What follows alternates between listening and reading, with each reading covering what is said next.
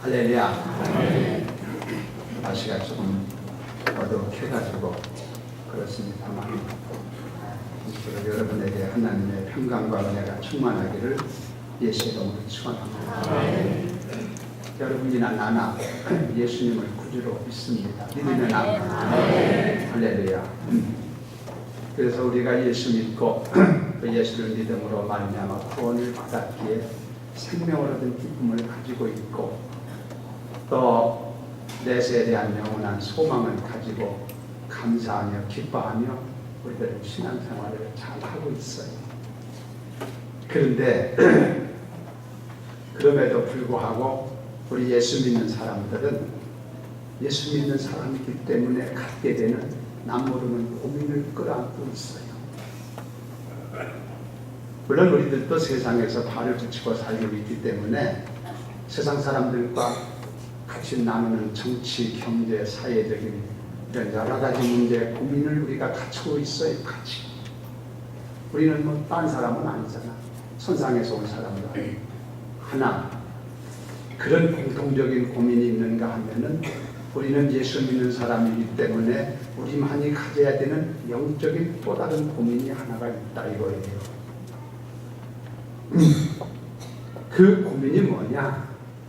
뭐 여러 가지로 얘기할 수 있지만 우리들이 가지고 있는 하나의 확실한 공통적인 고민이 뭐냐면 여러분이나 나나 세상에 살면서 예수를 믿고 주님을 섬기는 사람이기 때문에 하나님의 뜻을 따라 살아야 되겠는데 하나님의 뜻을 따라 살아야 될 줄로 믿으면 아멘. 그렇게 살아야 되겠는데 그 하나님의 뜻이 어떤 것이냐?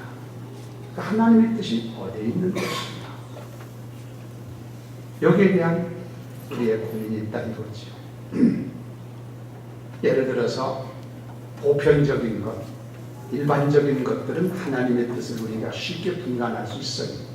선과 악의 문제가 부딪힐 때 선을 따라야 된다는 것이 하나님의 뜻이라는 것은 금방 분별이 돼요. 진리와 비진리가 어우러질 때 우리는 어느 편에 서야 되느냐 할 때 진리 편에 서야 된다는 것도 금방 우리가 이해가 돼요. 뿐만 아니라 우리가 사랑과 미움이라고 하는 그런 문제 앞에 섰을 때 어느 편을 선택하는 것이 하나님의 뜻이냐 할 때 그건 금방 해결이 돼요. 여러분, 그리고 우리가 하나님의 영광을 추구해야 될 것이냐 사람의 영광을 봐야 될 것이냐 하고 우리가 그런 문제 앞에 봉착했을 때는 얼른 그것도 이해가 탁 돼요. 분별이 탁탁탁 된단 말이지.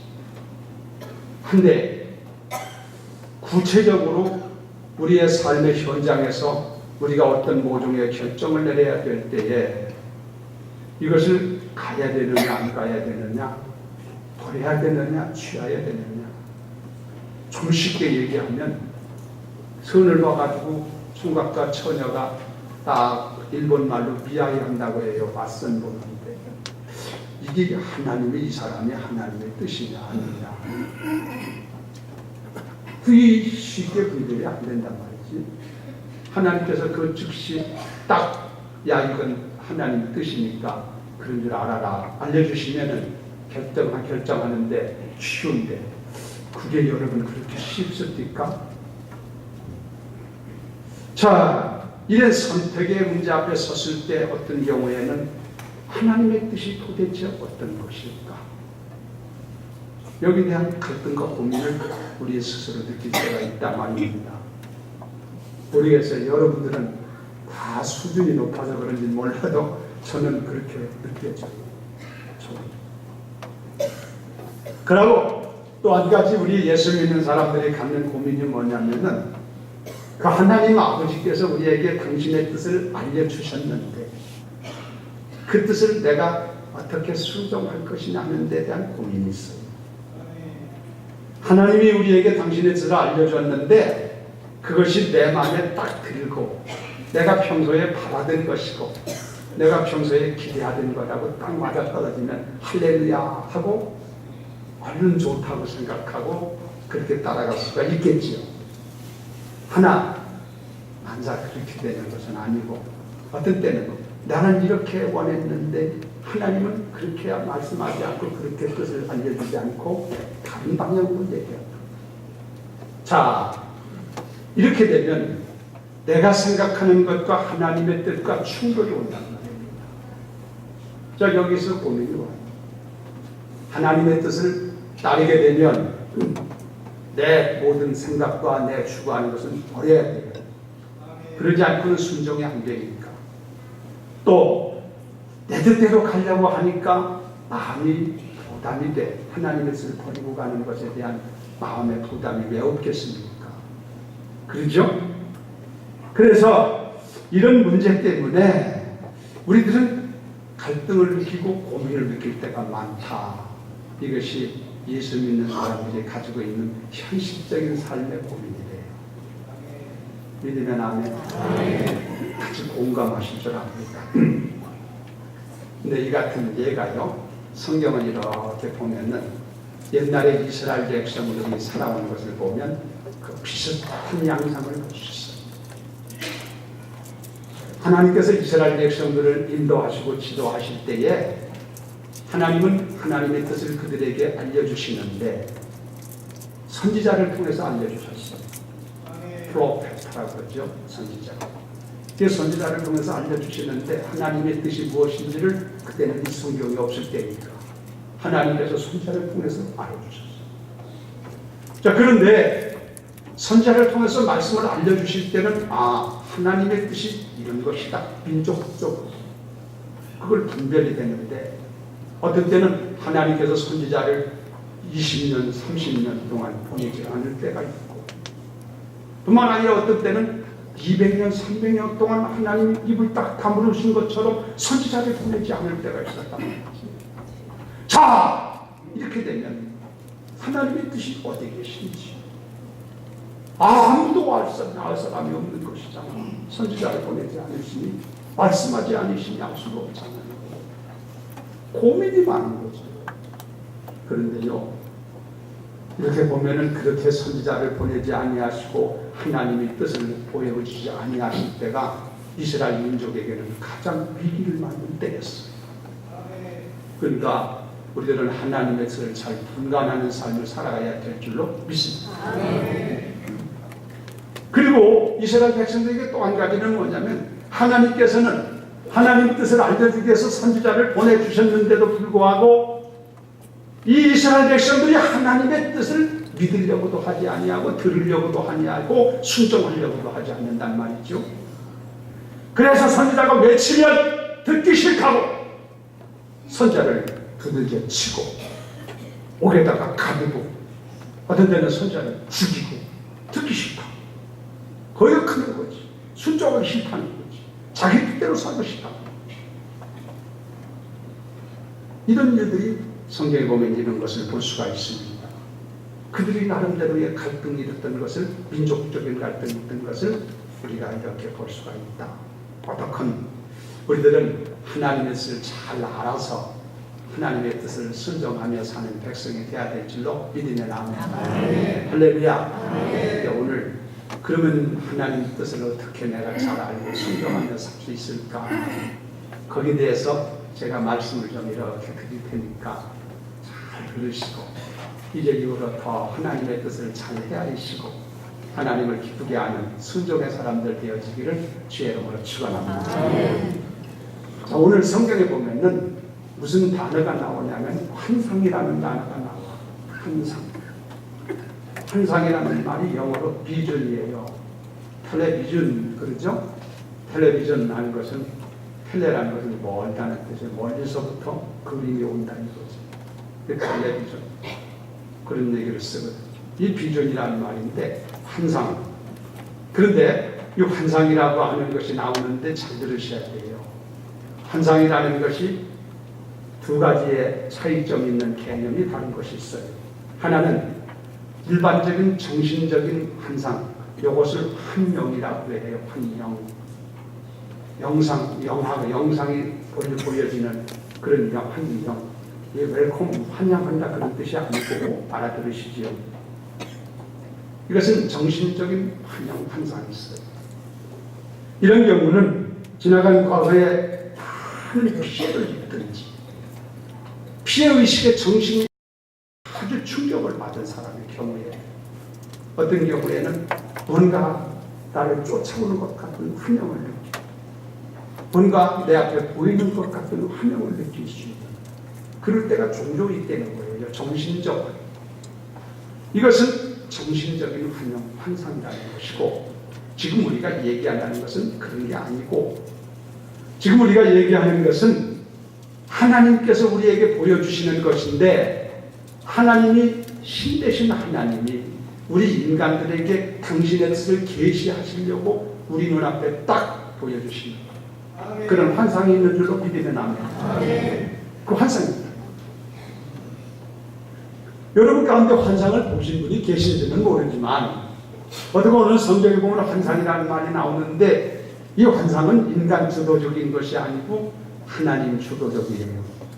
다른 말로 말하면 우리의 필요 따라서 내가 원한다 보여주고 뭐 그런 것이 아니고 텔레비 틀듯이 딱 틀면 바로 보여지는 그런 게 아니고 하나님이 필요에 따라서 하나님이 필요한 때 하나님이 필요한 시간 하나님이 필요한 사람에 하나님 당신의 의도에 따라서 전적인 하나님의 주권 하에서 우리에게 보여주시는 하나님의 계시가 환상인 줄로 믿습니다.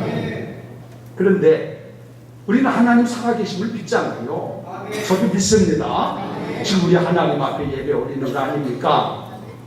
그런데 하나님께서 우리들에게 당신의 뜻을 계시하실 때 알려주실 때 여러 가지 케이스가 있어요. 어떤 때는 꿈으로 하나님의 뜻을 알려주실 때도 있어요. 영몽이라고 하죠. 여러분 가운데 보니 혹시 영몽을 꾸셔가지고 하나님의 뜻을 안 사람이 있는지도 모르겠어요. 그런가 하면은 하나님께서 어떤 때는 음성을 들려주실 때가 있어. 또렷한 음성으로 들려주세요. 저도 하나님의 음성을 여러 차례 들어봤어요. 하나님의 음성으로 딱 말씀하실 때가 있어요. 또 어떤 때는 예언의 은사를 통해서 예언의 은사를 가진 사람을 통해서 예언적인 말로 우리에게 가르쳐줄 때도 있고 하나님의 뜻을 가르쳐줄 때 말이에요. 그리고 또 어떤 경우에는 이렇게 목사님이 설교하는 이 말씀 속에서 나도 모르게 하나님의 뜻을 우리에게 탁탁 깨우쳐 주시는 그런 경우도 있고 하여튼 다양해요. 하나님 다양한데 하나님이 이렇게 계시하시고 당신의 뜻을 우리에게 알려주실 때 성경을 보면은 무슨 특별한 사람에게만 만나주시는 것은 아니던 것을 알 수 있어요. 저 사람은 특별히 기도를 많이 하니까 저 사람은 특별히 경건하게 살으니까 저 사람은 착하니까 뭐 이렇게 하나님 구별을 해가지고 그런 사람에게 하나님이 그런 걸 가르쳐주는 게 아니고 성경을 보면은 전혀 상관없이 나이도 상관없고 남자냐 여자냐 성별도 상관하지 않고 그 사람이 죄인이냐 아니냐 하는 것도 상관하지 않고 하나님 뜻에 따라서 언제든지 하나님의 임의로 그때 우리에게 하나님의 뜻을 여러 케이스로 보여주시고 이렇게 하시는데 환상도 그렇게 하는 줄로 믿습니다. 정확하게 이해할 필요가 있다는 말이죠. 오늘 환상이라는 얘기가 나오는데 이 환상이라는 말이 신약성경에 12번 나와요. 그 가운데 사도행전에 11번이 나오고 있습니다. 바울 사도가 자기가 예수 믿고 사도가 되고 하나님의 일꾼 된 것은 주님께서 보여준 환상을 보고 자기가 그렇게 됐노라고 고백하는 성경 얘기가 많이 나와요. 여러분이 아시는 것처럼 이 바울이라는 분은 원래 예수를 믿지 않았던 사람이에요. 예수를 믿지 않을 뿐만 아니라 율법주의자고 예수님을 믿는 것에 대해서 상당히 반감을 가지고 이단시하고 그래서 예수 믿는 사람들이 이 땅에서 존재하면 안 된다고 생각을 해서 자기는 율법주의자이기 때문에 예수 믿는 사람들을 무조건 잡아다가 환난과 핍박에 넣고 고문을 하고 예수 못 믿게 만들고 이런 일을 하는 앞잡이 노릇하던 사람이 사울이라는 사람. 그 예수님하고는 상관없는 사람이에요. 그래서 이 사람이 어느 날 예수 믿는 사람들이 저 다메스커스라고 하는 현대적인 말은 다메스커스, 옛날엔 다메섹이지. 다메섹이라는 곳에 예수 믿는 사람들이 있다는 소문을 듣고 거기 있는 사람들을 다 일망타진해서 잡아다가 예루살렘으로 끌고 와서 거기서 그들을 고문을 하든지 그들을 어떻게 압력을 가해가지고 예수 못 믿도록 해야 되겠다. 그런 일을 앞잡이를 하는 사람이 사울이었단 말이죠. 그래서 영장을 받아가지고 제사장들한테 허락을 받아가지고 다메섹을 향해서 지금 갑니다. 그 가는 목적은 다메섹에 있는 숨어서 신앙생활하는 예수 믿는 사람들을 일망타진해서 잡아온 거예요. 지금 가고 있는 거예요. 그런 마음을 가지고 갑니다. 가는데 다메섹 도상에서, 도상이라는 건 길거리에서는 뜻이에요.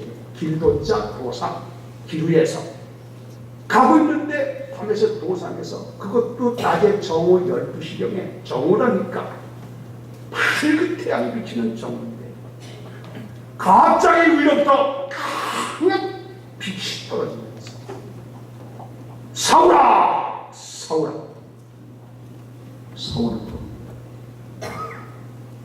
그래서 사울이라는 사람이 강한 빛 앞에서 고꾸러집니다.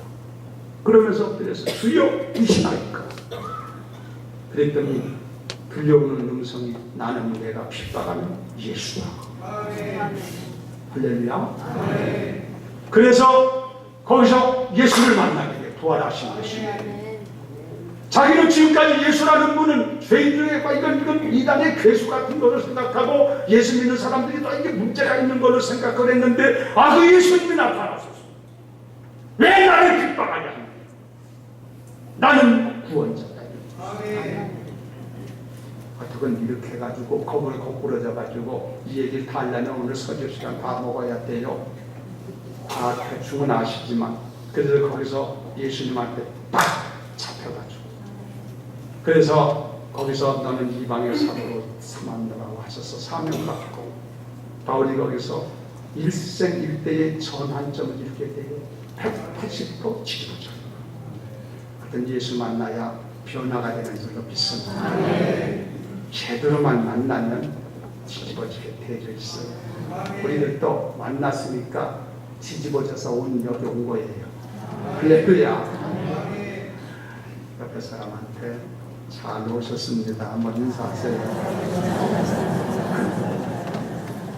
여러분, 예수 안 만났으면 이곳에 와서 뭐하러 와서 앉아있겠습니까?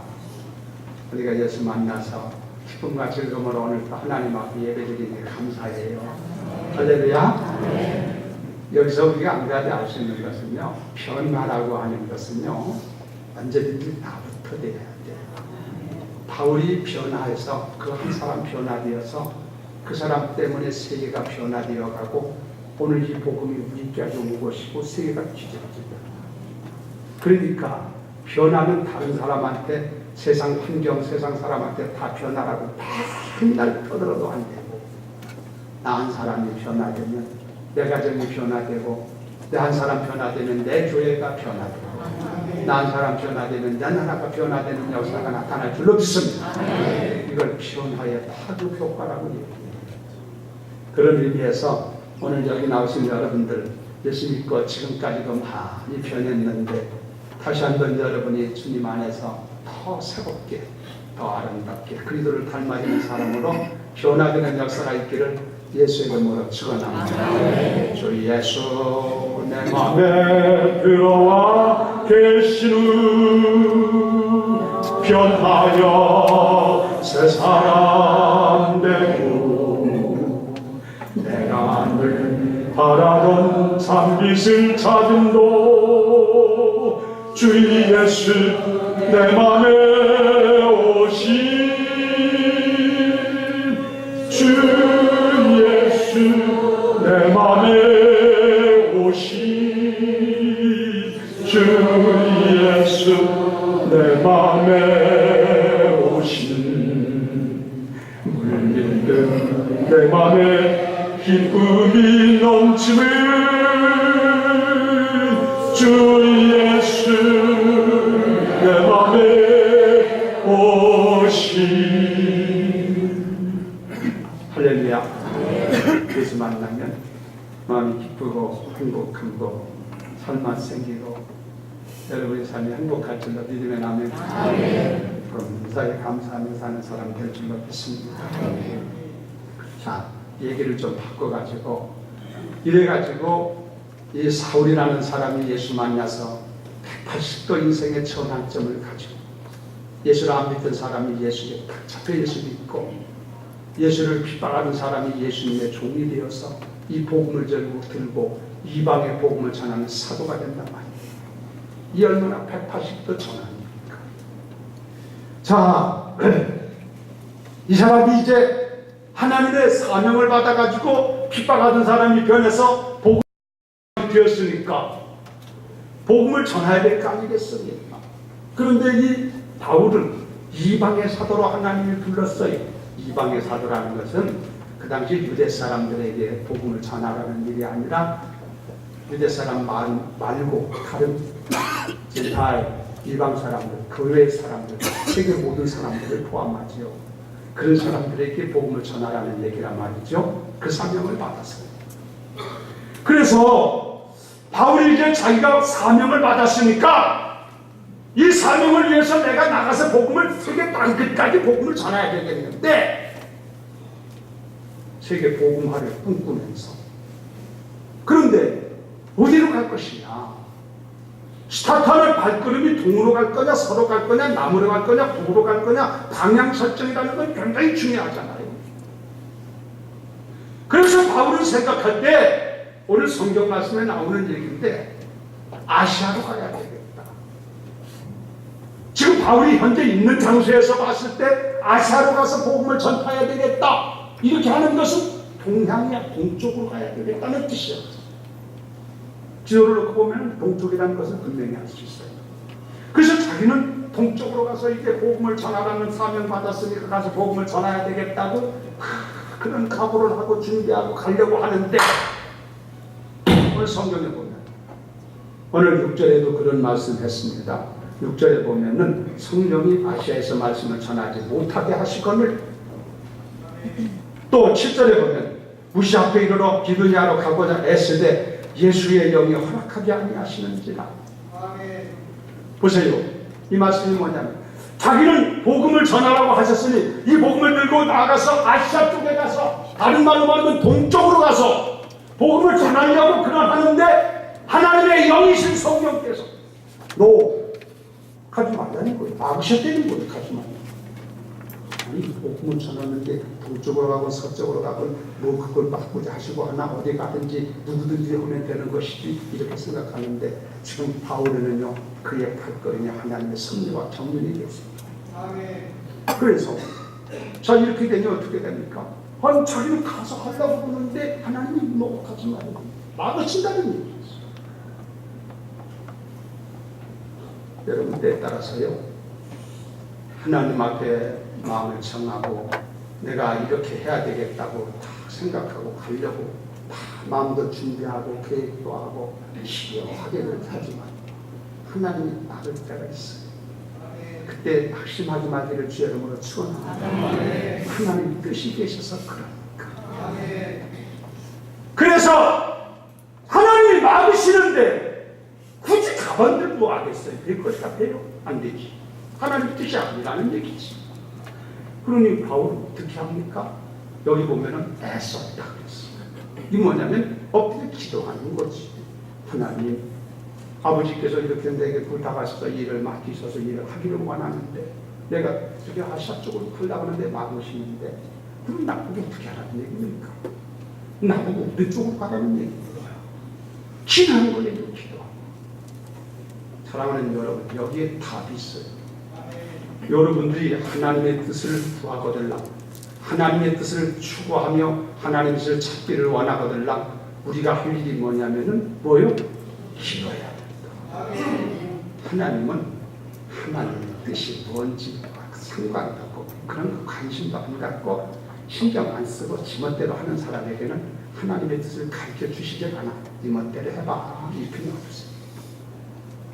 그러나 우리 하나님은 하나님의 뜻을 구하고 하나님의 뜻대로 순종하려고 몸부림을 치는 사람에게는 어떤 경우에든지 낙심하지 않고 기도만 하면 반드시 그 뜻을 알려주시는 줄로 믿습니다.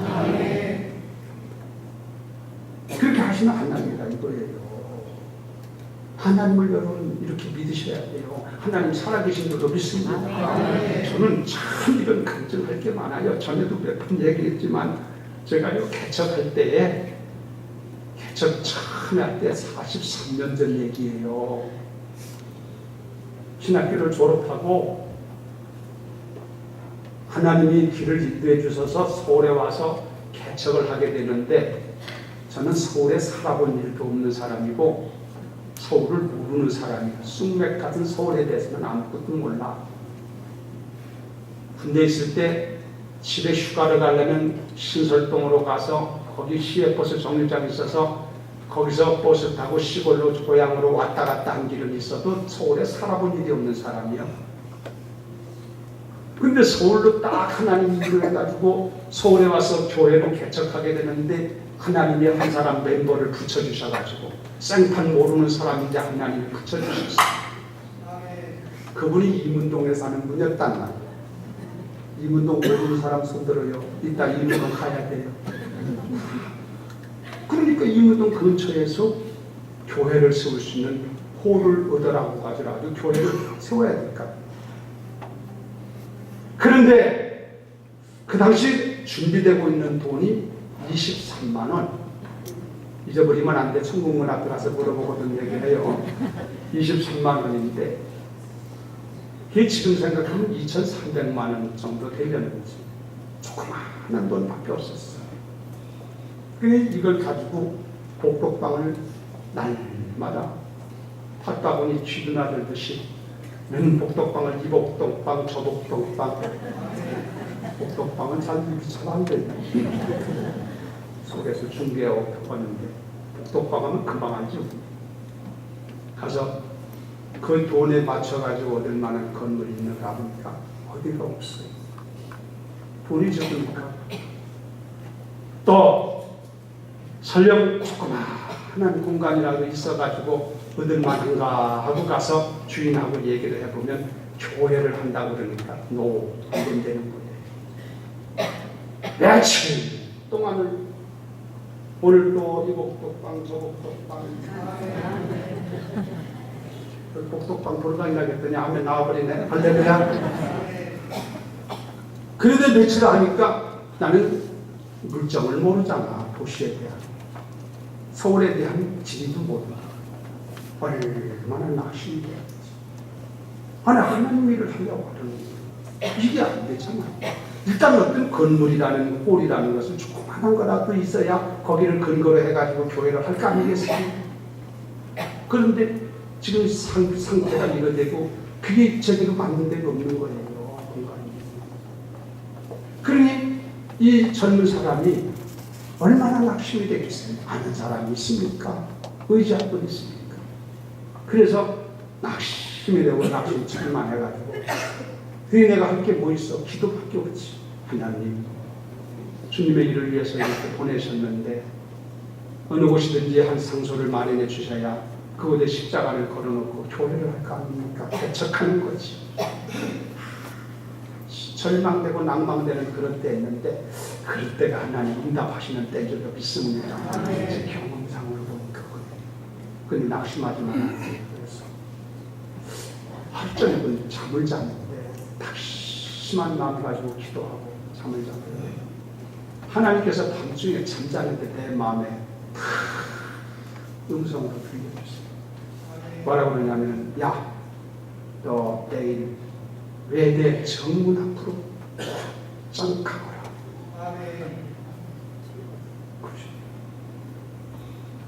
외국어 대학교 모르는 사람 손들어. 그 말씀 들렸어.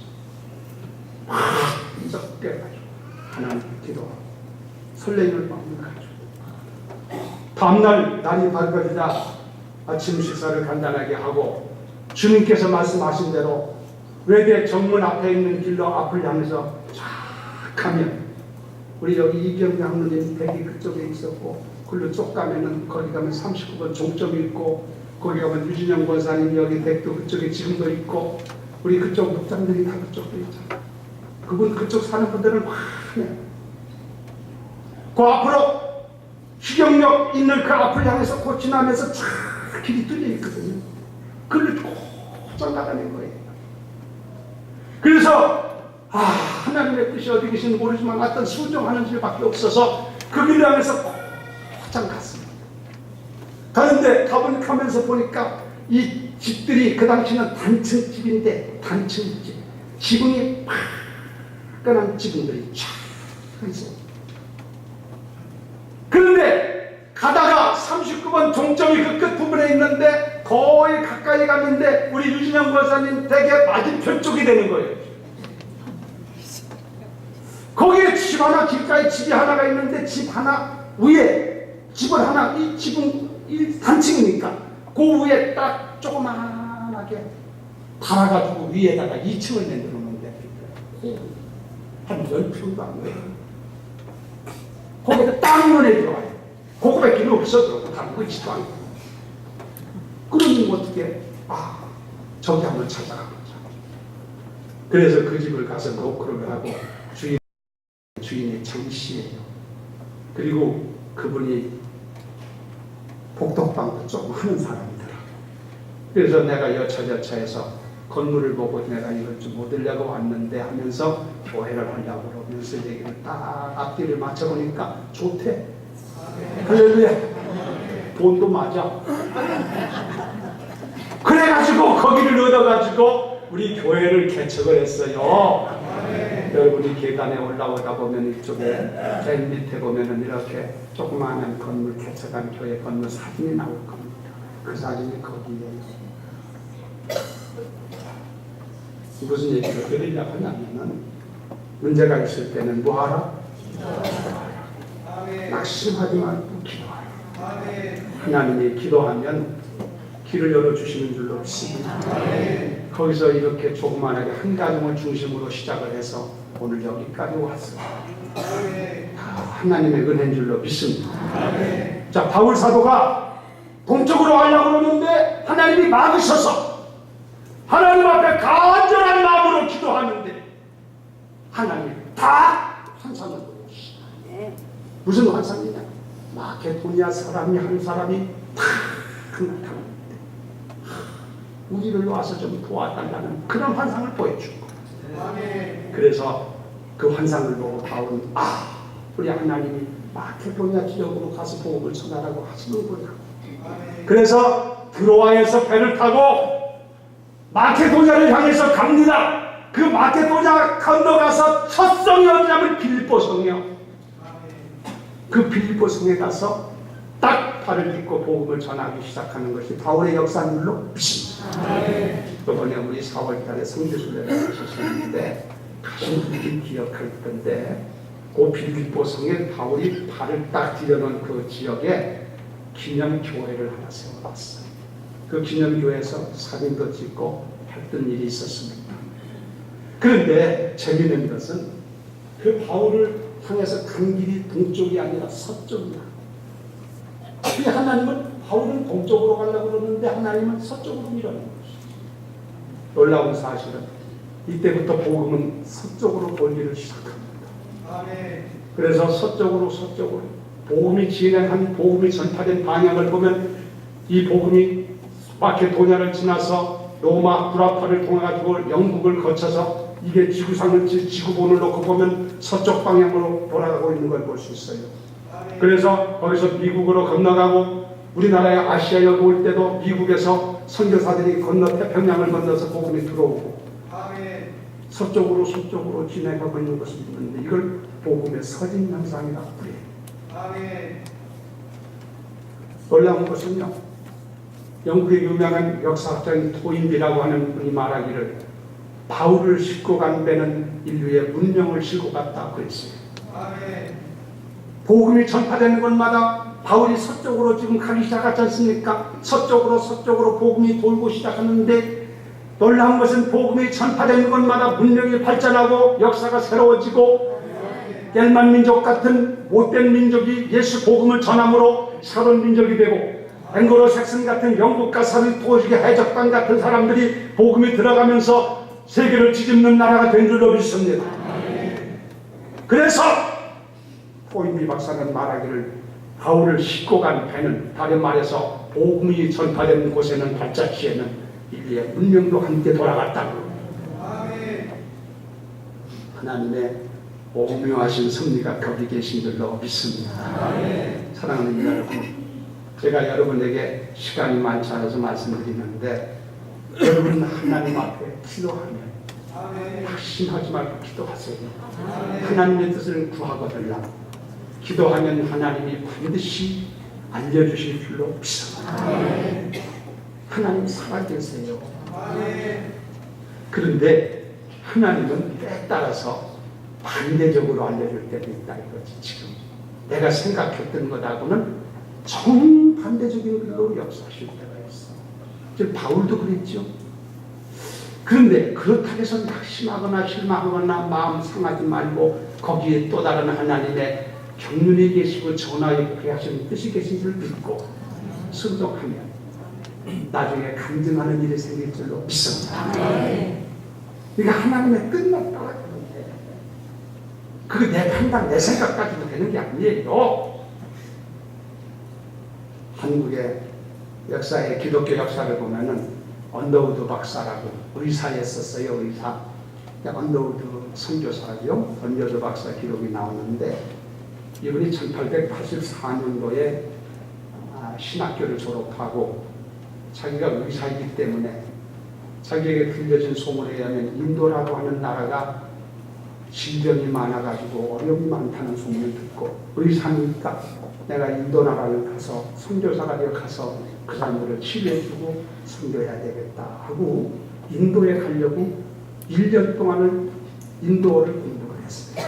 선교사 돼서 인도에 가려고 자기 나름대로 기도하면서.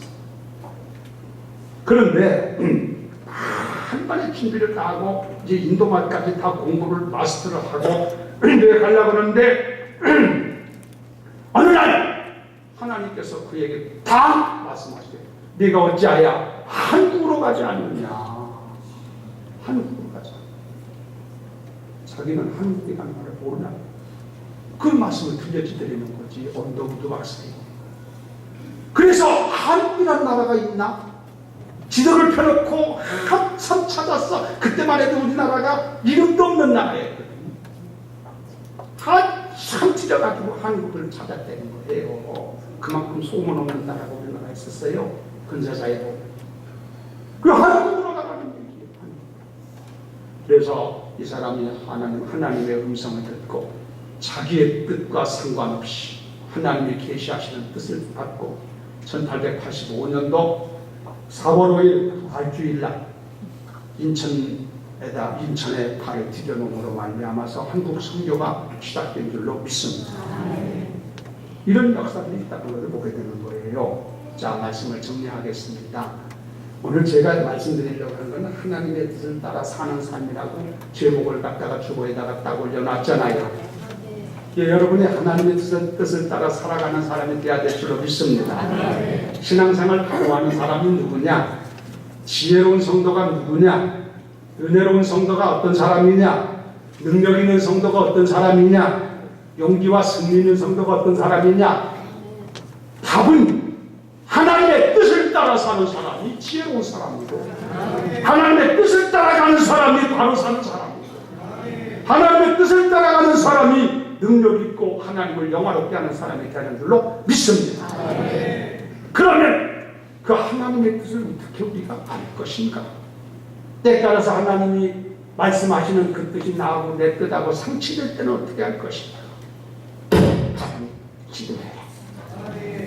낙심하지 말고 기도해라.